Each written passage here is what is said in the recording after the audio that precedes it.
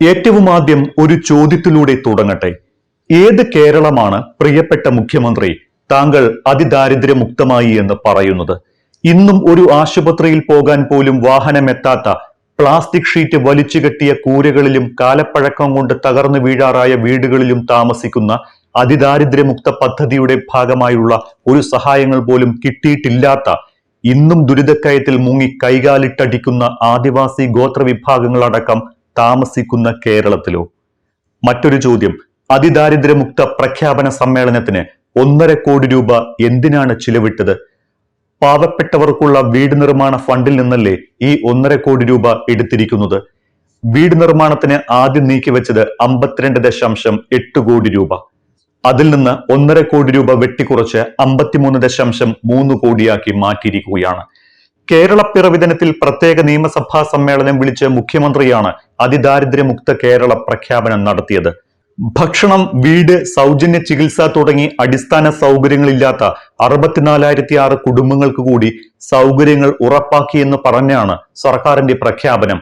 വിവിധ കണക്കുകൾ നിരത്തി ഈ പ്രഖ്യാപനം സർക്കാരിന് ശരിയെന്ന് സ്ഥാപിക്കാം. നമ്മുടെ സംസ്ഥാനം അതിദാരിദ്ര്യമുക്തമാകുന്നതിൽ മലയാളികൾ എന്ന നിലയിൽ വലിയ അഭിമാനം തന്നെയാണ്. പക്ഷേ അത് പൂർണ്ണതോതിൽ എത്തിയിട്ട് വേണ്ടേ ഈ പ്രഖ്യാപനങ്ങൾ നടത്തേണ്ടത്? തിരുവനന്തപുരം സെൻട്രൽ സ്റ്റേഡിയത്തിൽ നടക്കുന്ന പ്രഖ്യാപനത്തിൽ മോഹൻലാൽ, മമ്മൂട്ടി, കമൽഹാസൻ തുടങ്ങിയവർ പങ്കെടുക്കുമെന്നാണ് സർക്കാർ അറിയിച്ചിരുന്നത്. മൂവരുടെയും പേരുൾപ്പെടുത്തി ദേശീയ മാധ്യമങ്ങളിൽ ഉൾപ്പെടെ മുഴുവൻ പേജ് പരസ്യവും സർക്കാർ നൽകിയിരുന്നു. എന്നാൽ മമ്മൂട്ടി മാത്രമാണ് ഈ പരിപാടിക്ക് എത്തിയത്. കമൽഹാസന് ചെന്നൈയിലും മോഹൻലാലിന് ദുബായിലും ചില പരിപാടികളിൽ പങ്കെടുക്കേണ്ടതിനാലാണ് എത്താൻ കഴിയാത്തത് എന്ന് സർക്കാരിനെ അറിയിച്ചിട്ടുണ്ട്. ഇതോടെ മമ്മൂട്ടിയാണ് പരിപാടിയിലെ മുഖ്യാതിഥിയായത്. പരിഹസിക്കരുത് എന്ന് മാത്രം പറഞ്ഞുകൊണ്ട് മറ്റു കാര്യങ്ങളും പറയാം.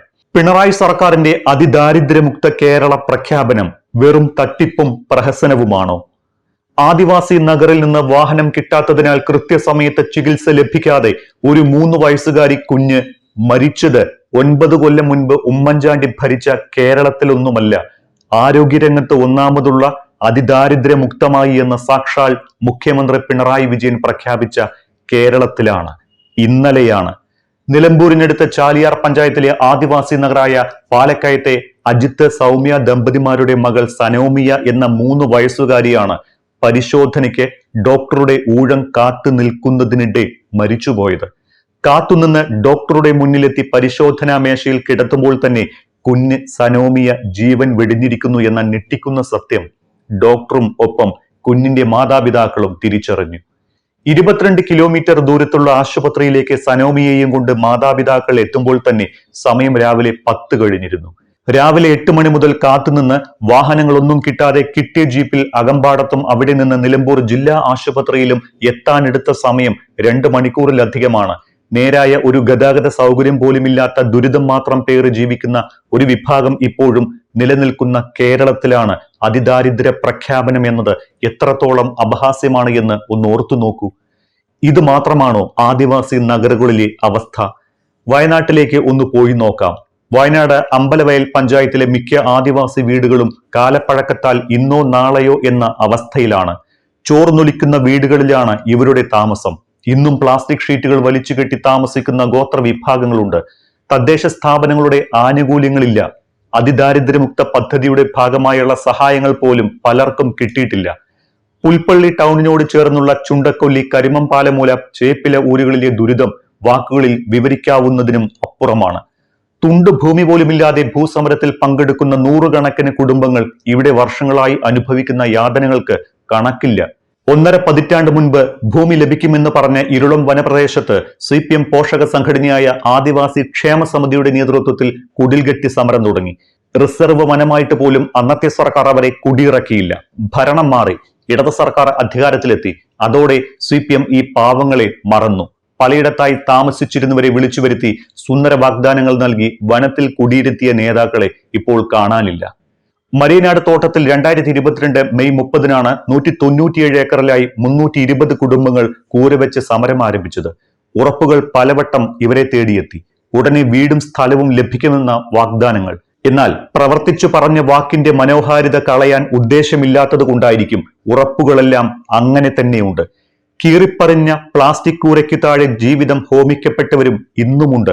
കൂലിപ്പണിക്ക് സാധ്യതയില്ലാത്ത നാട്. സൗജന്യ റേഷനടക്കം സർക്കാരിന്റെ ഒരു സഹായവും ഇവർക്കില്ല. ഇതിനെല്ലാം പുറമെ കാട്ടാനഭീതിയും അട്ടകളുടെ കടിയും. പൂതാടി പഞ്ചായത്തിലെ അമ്പലക്കോളനി ഊരിലാകട്ടെ ആകെയുള്ള 7-ൽ 4 വീടുകളും പലപ്പോഴായി സരസിപ്പുഴ കരകവിഞ്ഞൊഴുകി വെള്ളം കയറി തകർന്നു കിടക്കുകയാണ്. തകർന്ന വീടുകൾക്ക് സമീപം മുളയും പ്ലാസ്റ്റിക് ഷീറ്റും മറ്റും ഉപയോഗിച്ച് നിർമ്മിച്ചിരിക്കുന്ന കൂരയിലാണ് ഇവർ ജീവിതം തള്ളി നീക്കുന്നത്. മഴക്കാലമായാൽ എല്ലാം വാരിപ്പിടിച്ച് ദുരിതാശ്വാസ ക്യാമ്പുകളിലേക്ക് ഓടുന്ന ദുരിതം വേറെയും. ഇത്രയും യാഥാർത്ഥ്യങ്ങൾ മുന്നിൽ നിൽക്കുമ്പോഴും കേരളത്തിൽ അതിദാരിദ്ര്യം തുടച്ചു നീക്കി എന്ന് പറയുന്നതിനെ പൊള്ളത്തരം എന്നല്ലാതെ മറ്റെന്ത് പേരിട്ട് വിളിക്കും? തൊഴിലില്ലായ്മയും ദാരിദ്ര്യവും കൂടുതൽ തീക്ഷണമാകുകയും ജീവിത പ്രയാസങ്ങൾ വർദ്ധിക്കുകയും ചെയ്തുകൊണ്ടിരിക്കുന്ന ഒരു സാഹചര്യത്തിൽ അവ പരിഹരിക്കാതെ ജനങ്ങളുടെ കണ്ണിൽ പൊടിയിടാൻ വേണ്ടി നടത്തുന്ന വഞ്ചനാപരമായ പ്രഖ്യാപനം മാത്രമാണ് അതിദാരിദ്ര്യ നിർമ്മാർജ്ജനം. ദിവസേന 2 നേരം തികച്ച് ഉണ്ണാനില്ലാത്ത അതിദരിദ്രരായ ആദിവാസികൾ ഇപ്പോഴുമുണ്ട്. ആ കണക്കുകൾക്ക് മുന്നിൽ സർക്കാരിന്റെ പൊള്ളക്കണക്കും അവകാശവാദങ്ങളും ആരെ കബളിപ്പിക്കാനാണ്? വാഹനം പോലും കിട്ടാതെ നേരത്തിന് ആശുപത്രിയിൽ എത്താതെ എത്രയെത്ര സനോമിയമാർ ഇനിയും ജീവൻ വെടിയേണ്ടി വരും ആ നഗറുകളിലേക്ക് ഒരു വാഹന സൗകര്യം എത്താൻ. കോളനിയിൽ നിന്ന് നഗർ എന്ന് പേര് മാറ്റിയത് കൊണ്ട് മാത്രം ഇവിടങ്ങളിലെ ദുരിതാവസ്ഥ ഇല്ലാതാകുമോ? സർക്കാരിന്റെ പൊള്ളത്തരങ്ങളെ പ്രതിപക്ഷ നേതാക്കൾ ശക്തിയുക്തം എതിർക്കുന്നുണ്ട്. കണക്കുകൾ നിരത്തി തന്നെ പ്രതിപക്ഷ നേതാവ് VD സതീശനെ പോലുള്ളവർ വ്യാജ അവകാശവാദങ്ങളെ പൊളിച്ചടുക്കിയത് കഴിഞ്ഞ ദിവസങ്ങളിൽ നമ്മൾ കണ്ടതാണ്. ഇന്നും സർക്കാർ എത്തിനോക്കുക പോലും ചെയ്യാത്ത ആദിവാസി വിഭാഗങ്ങളെ ചൂണ്ടിക്കാട്ടി സർക്കാരിന്റെ അവകാശവാദങ്ങളെ കേരളത്തിലെ പ്രതിപക്ഷം പൊളിച്ചടുക്കിക്കൊണ്ടിരിക്കുകയാണ്. അപ്പോഴും കള്ളക്കണക്കുകൾ നിരത്തി സർക്കാർ ഇത്തരം അവശ്യ വിഭാഗങ്ങളുടെ ദാരിദ്ര്യത്തെ, അവരനുഭവിക്കുന്ന ദുരിതത്തെ പരിഹസിക്കുന്നു. വീണ്ടും ചോദിക്കട്ടെ, ആരെ ബോധിപ്പിക്കാൻ അല്ലെങ്കിൽ ആരെ പറ്റിക്കാനാണ് ഈ അതിദാരിദ്ര്യമുക്ത പ്രഖ്യാപനം?